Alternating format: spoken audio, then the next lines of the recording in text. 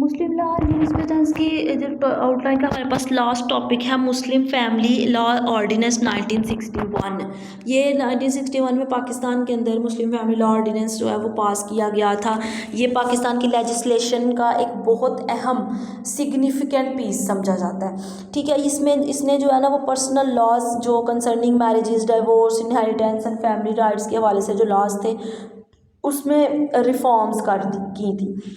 ठीक है, इसका जो मकसद था इस लॉ को प्रैक्टिस में लाने का वो ये था कि जो सोशल जस्टिस है और जो फैमिली है उसको जो है ना वो फेयरली एक फेयर इंस्टीट्यूशन बनाया जा सके, फैमिली को सोसाइटी का एक फेयर इंस्टीट्यूशन बनाया जा सके।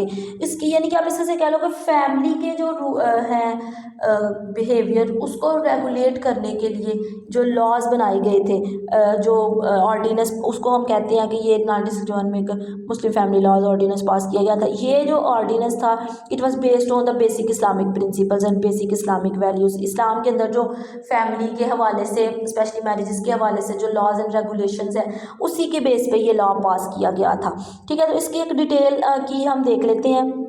सबसे पहला है मॉनिडेटरी रजिस्ट्रेशन ऑफ मैरिजेस। इस लॉ ऑर्डिनेंस के अंदर मैरिजेस की रजिस्ट्रेशन को लाजमी करार दे दिया गया। ठीक है, कि मैरिजेस जो हैं उसको रजिस्टर्ड करवाना ज़रूरी है। सबसे पहले हम देखते हैं रिक्वायरमेंट। ऑर्डिनेंस जो है वो उसने जितनी भी मैरिजेस हैं उसको रजिस्टर यूनियन काउंसिल के अंदर रजिस्टर करवाना ज़रूरी करार दिया गया। एक मैरिज सर्टिफिकेट या निकाह नामा जिसके ऊपर साइन भी किए जाएँ और रिकॉर्ड भी किया जाए, ये एक ऑफिशियल लीगल डॉक्यूमेंट बन गया। ठीक है, इसका पर्पस क्या था? पर्पस था इसको रजिस्टर करवाने का कि reduce disputes over the validity of marriage. ठीक है, जो कि पहले मैरिजेस रजिस्टर नहीं होती थी तो वैलिडिटी ऑफ मैरिज के ऊपर जो है ना वो हमेशा क्वेश्चन होता था। ठीक है, एंड इंश्योर द जो स्पाउसेस हैं उनके राइट्स के हवाले से वो जो है वो प्रोटेक्ट नहीं होते थे राइट्स उनके। ठीक है, उसमें से बहुत से जो है ना अनरजिस्टर्ड मैरिजेस की वजह से इश्यूज ये सारे खड़े होते थे। तो इसीलिए जो है वो मैरिजेस की रजिस्ट्रेशन को ज़रूरी बना दिया गया। ठीक है, फॉर वुमेन हम बात करें तो मैरिजेस जो रजिस्टर्ड हैं अगर फॉर्मली रजिस्टर्ड होने की वजह से वुमेन है वह बेटर सिक्योरिटी, उनके पास एक लीगल सिक्योरिटी है for regarding the matters like inheritance, maintenance, marital status verification, regarding the जो महर। ठीक है, उसके हवाले से जो है ना वो अब वुमेन के पास निकाह रजिस्टर्ड होने की वजह से, मैरिजेस रजिस्टर्ड होने की वजह से एक बेटर सिक्योरिटी आ गई है, बेटर लीगल सिक्योरिटी आ गई है। ठीक है, दूसरी है इसका जो दूसरा एस्पेक्ट है वो है रेगुलेशन ऑफ पॉलीगैमी।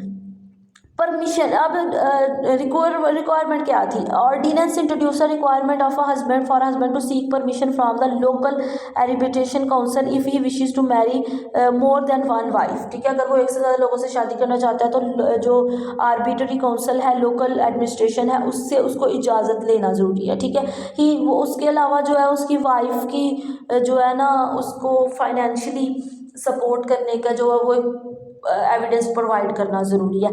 इसका जो है ना वो मकसद ये था, वो था प्रोटेक्शन फॉर वुमेन। ठीक है, वुमेन जो है उनके अनजस्ट ट्रीटमेंट के ख़िलाफ़ उनको प्रिवेंट किया जा सके, सेफ गार्ड किया जा सके।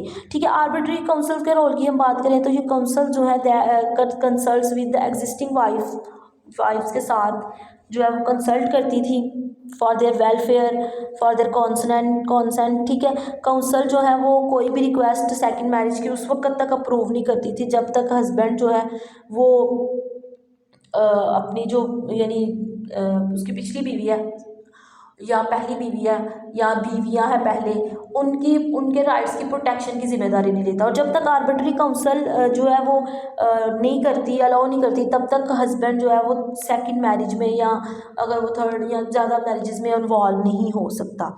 ठीक है, फिर इस लॉ के अंदर डाइवोर्स प्रोसीजर है।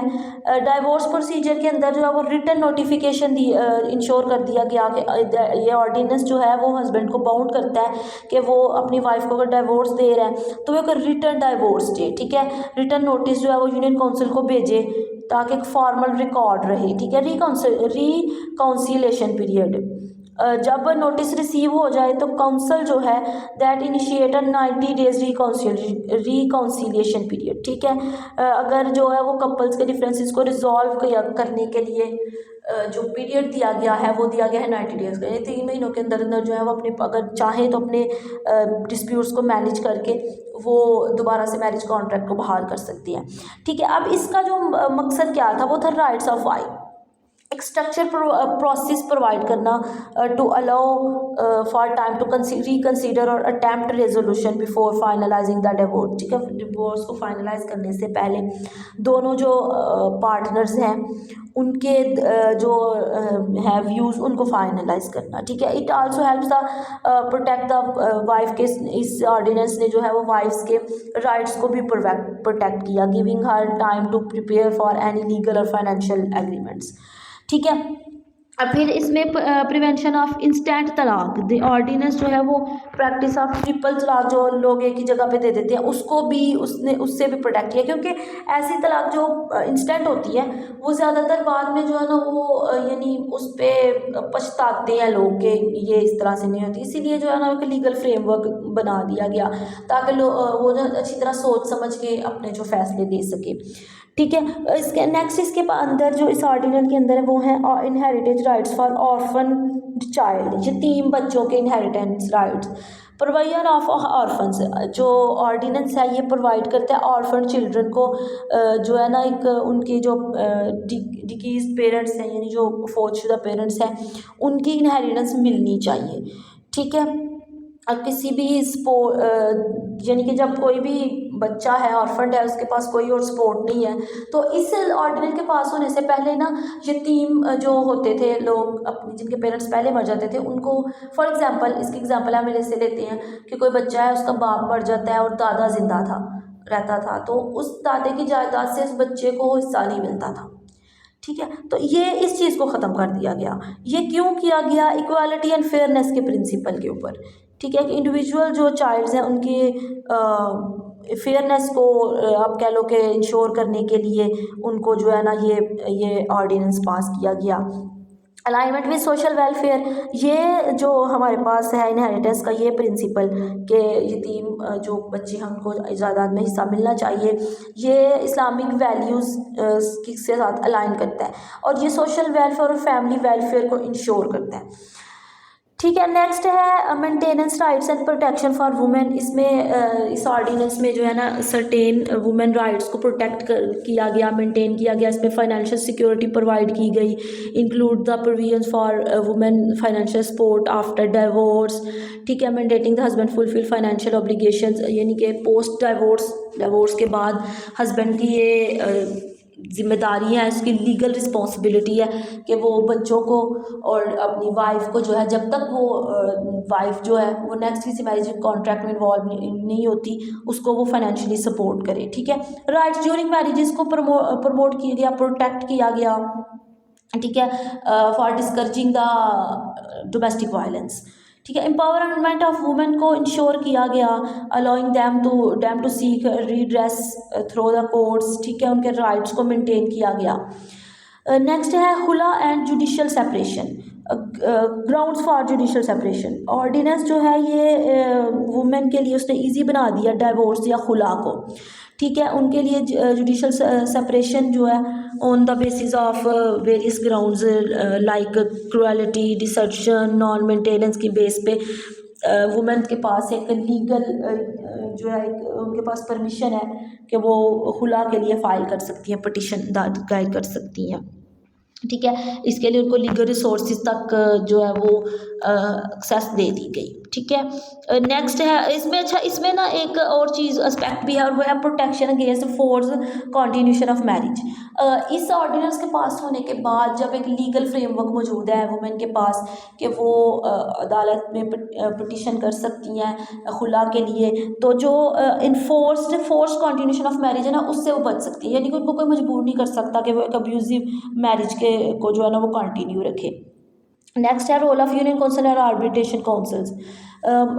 इस सिलसिले में जो हमारे पास फैमिली ऑर्डिनेंस है उसमें यूनियन काउंसिल और आर्बिट्रेशन काउंसिल्स का क्या रोल है। मॉनिटरिंग एंड ओवरसाइट, ऑर्डिनेंस जो है वो यूनियन काउंसिल का एक सिग्निफिकेंट, उन दोनों काउंसिल जो आर्बिट्रेशन काउंसिल्स हैं उनको एक देता है जिम्मेदारी कि वो मैरिजेस, डाइवोर्स और पॉलीगैमी प्रैक्टिसेस को मॉनिटर करें, ठीक है, और कॉन्फ्लिक्ट्स को रिजॉल्व करने की कोशिश करें।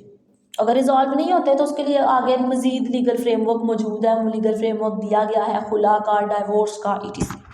ठीक है। Social and legal impact of ordinance, Pakistan के फैमिली सिस्टम के ऊपर इसके सोशल एंड लीगल आर्ग्यूमेंट्स क्या कैसे हुए। Strengthening family structure, family structure जो है वो मजबूत बेहतर हुए, मजबूत हुए, फैमिली यूनिट की इंटेग्रिटी इंश्योर हुई, फैमिली यूनिट की इंटेग्रिटी प्रोटेक्ट हुई, ठीक है। एम्पावरिंग वुमेन, वुमेन जो है वो एम्पावर्ड हुई, उनके पास लीगल प्रोटेक्शंस आ गई, उनके लीगल राइट्स पाकिस्तान के अंदर जो है वो एक्सेप्ट कर लिए गए, specially in the matters of marriages, divorce, inheritance, etc। ठीक है। Setting a president for family law reforms, इस ऑर्डिनेंस ने जो है ना फैमिली लॉ रिफॉर्म्स के लिए एक प्रेसिडेंट सेट कर दिया। बाद में हम देखते हैं कि बहुत और भी पाकिस्तान के अंदर इस्लामिक फैमिली लॉज जो हैं वो पास हुए, ठीक है। So that was all about Muslim family laws ordinance 1961 and that was all about Muslim laws outline.